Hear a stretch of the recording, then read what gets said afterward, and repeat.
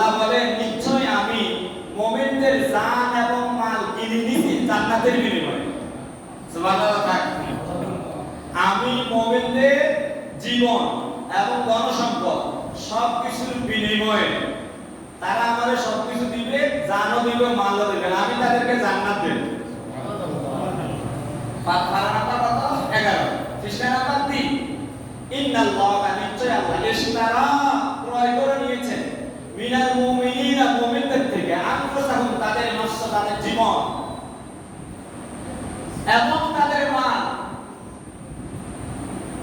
ইন্নাল্লাহা ইশতারা মিনাল মুমিনিনা আনফুসাহুম ওয়া আমওয়ালাহুম বিআন্না লাহুমুল জান্নাহ তাদেরকে জান্নাত দিবে। সুবহানাল্লাহ। এই আয়াত অনুযায়ী আপনার টাকা আপনার মনে করতে হবে এগুলো আল্লাহর কাছে দিয়ে গেছে। আল্লাহ তাআলা আল্লাহ লিখতে গেছে আপনার থেকে। আপনার জীবন আপনার নয়, এই জীবন কার? আল্লাহ। তাহলে আপনার জীবন আপনার ধনসম্পদ সবকিছু আল্লাহরে দিয়ে গেছে। আল্লাহ আপনাকে কি দিব? জান্নাত দিব। পারা নাম্বার 11 পৃষ্ঠা নাম্বার 3 সূরাতুত তাওবা। এই অনুযায়ী যদি আমরা আমাদের নিজেদেরকে প্রশ্ন করি জান্নাতের আশা করা যায়?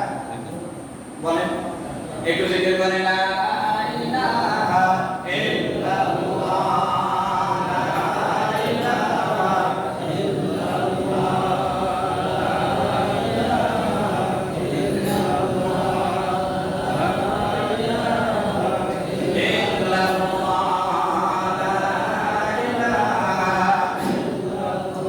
লা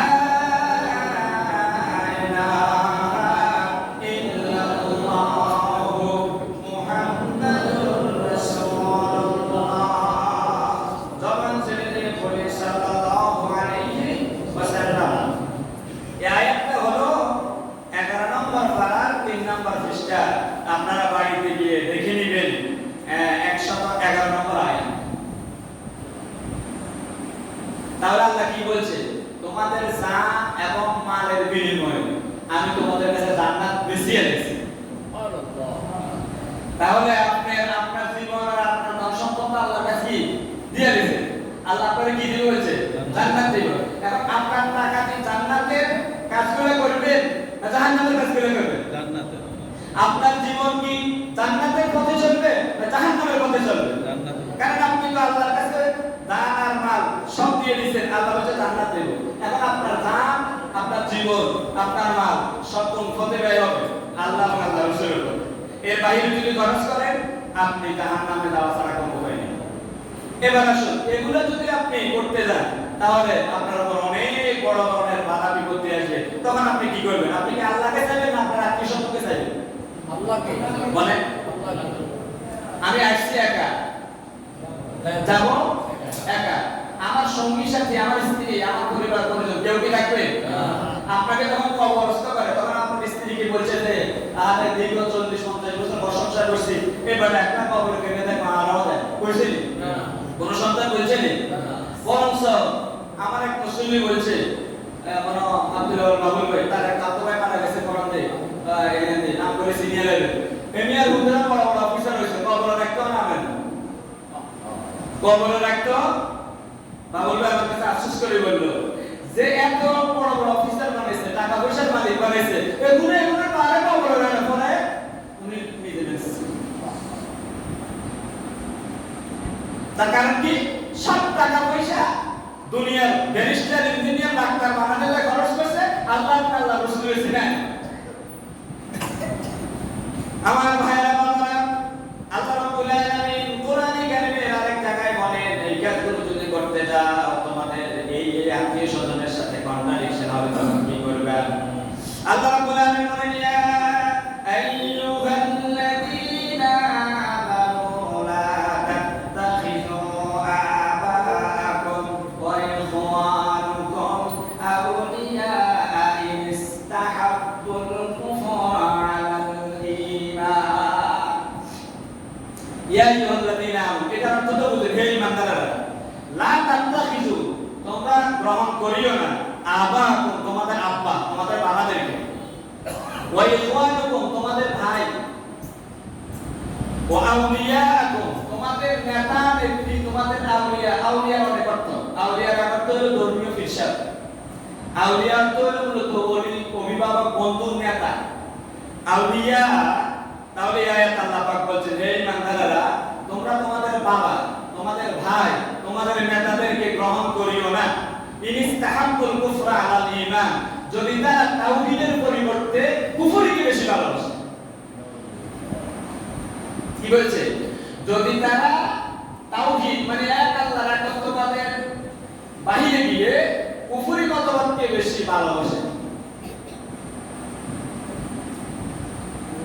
আবু বকর সিদ্দিক রাদিয়াল্লাহু তাআলা আনহু আপনারা কারা কারা ছিলেন? সবাই ছিলেন তো? এমনি কে ইসলামের প্রথম খলিফা। এমনি যখন ইসলাম কবুল করছে, মানে ওয়াইফ তখন ইসলাম কবুল করেন।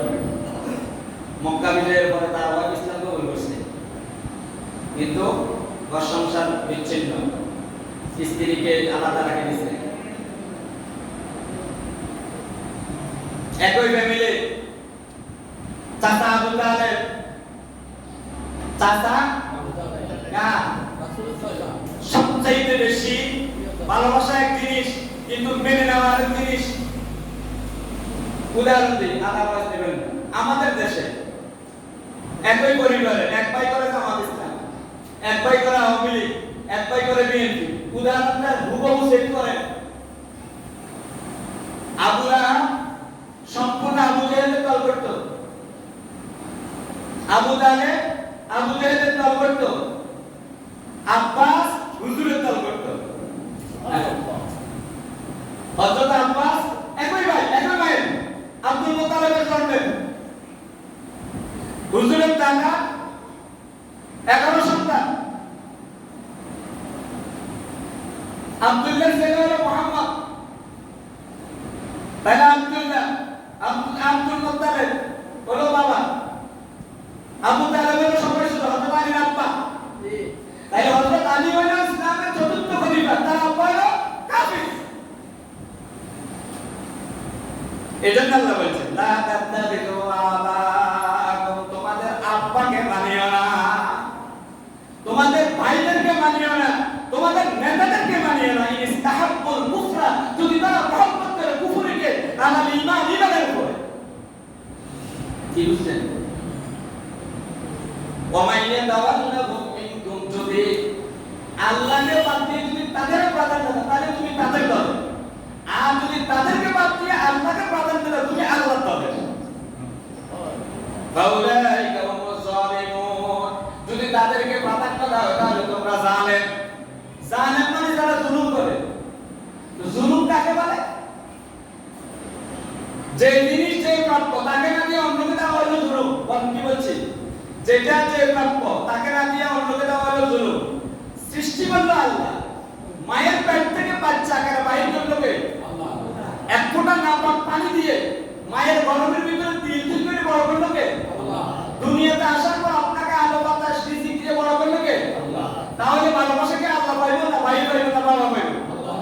ঈমানের ক্ষেত্রে, কিসের ক্ষেত্রে? ঈমানের ক্ষেত্রে। তাহলে আল্লাহ বলে, তুমি আমি আল্লাহকে ভালোবাসা না দিয়া, তাওহীদ মানে একত্ববাদ, আমি আল্লাহর একত্ববাদকে যদি স্বীকৃতি না দিয়া, তাদের ওই লাখ মারাত আবু জাহেল এবং উতবা সাহেবের বহুত্ববাদকে প্রাধান্য দাও, ফাউলাইকা হুমুজ জালিমুন, তোমরা জালেম। পরের আয়াতে আল্লাহ বলেন, বলে ইন কানা আবাকুম, 10 নম্বর পারা 9 নম্বর পৃষ্ঠা, বাড়িতে যাই দেখে নেবেন সূরা তাওবা। বলে ইন কানা আবাকুম ওয়া আবনাউকুম ওয়া ইখওয়ানুকুম ওয়া আযওয়াজুকুম ওয়া আশীরাতুকুম ওয়া আমওয়ালুন ইকতারাফতুমুহা।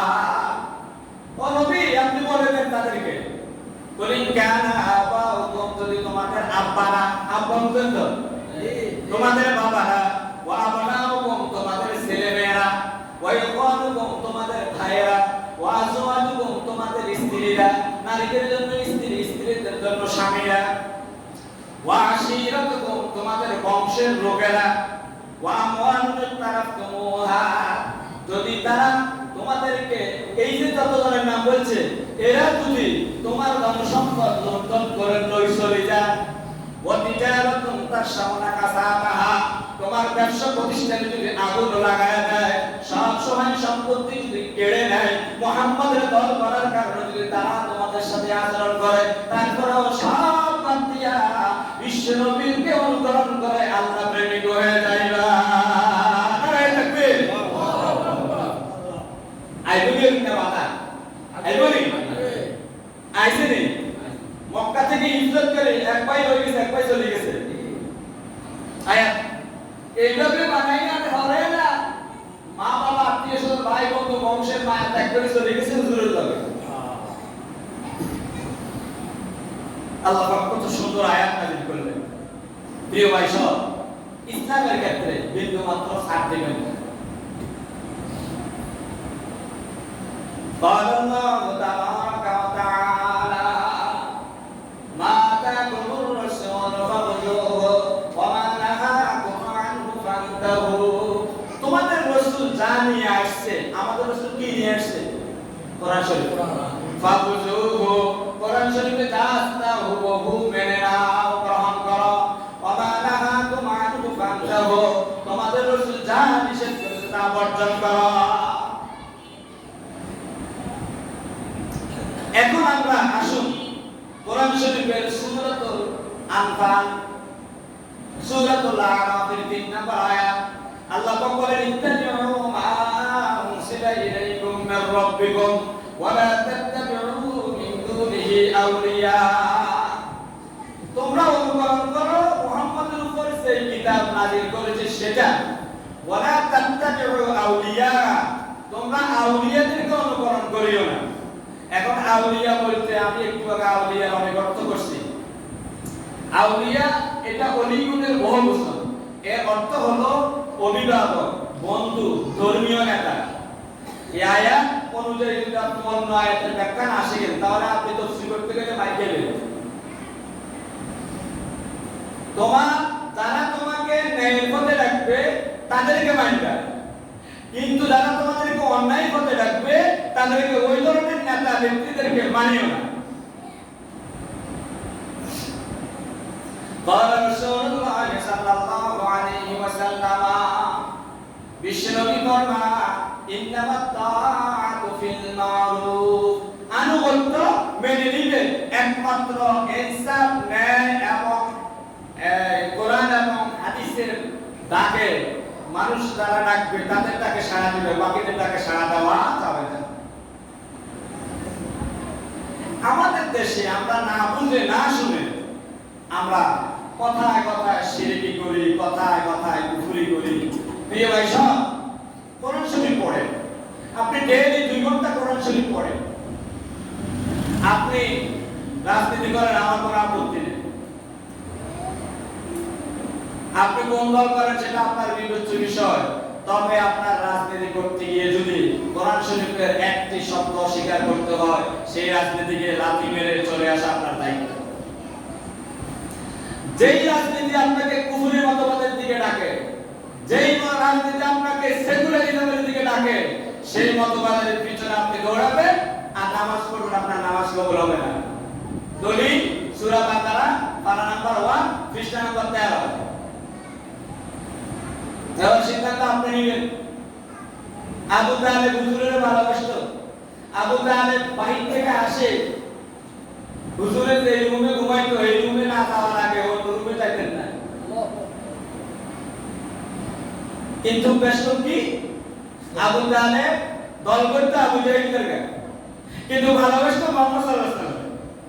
বাংলাদেশে এরকম বহু মানুষ আছে এরা কোরআন শরীফকে ভালোবাসে, কোরআন শরীফের হাদিয়া দেয় মাদ্রাসা, কিন্তু কোরআন শরীফকে পার্লামেন্টে চলুক এটা অধিকাংশ মানুষগুলো চায় না, এরা টাকা মুনাফে। একটা উদাহরণ দিয়ে আমি যে আয়াত আপনাদের সামনে প্রথম আলোচনা শুরু করেছি সেই আয়াতের সামনে 2 মিনিটে বলে দিচ্ছি। আল্লাহ বললেন, নবী তারা ততক্ষণ পর্যন্ত ঈমানদার নয় যতক্ষণ পর্যন্ত না তারা আপনাকে সব বিষয়ে বিচারক হিসেবে মেনে না নেবে।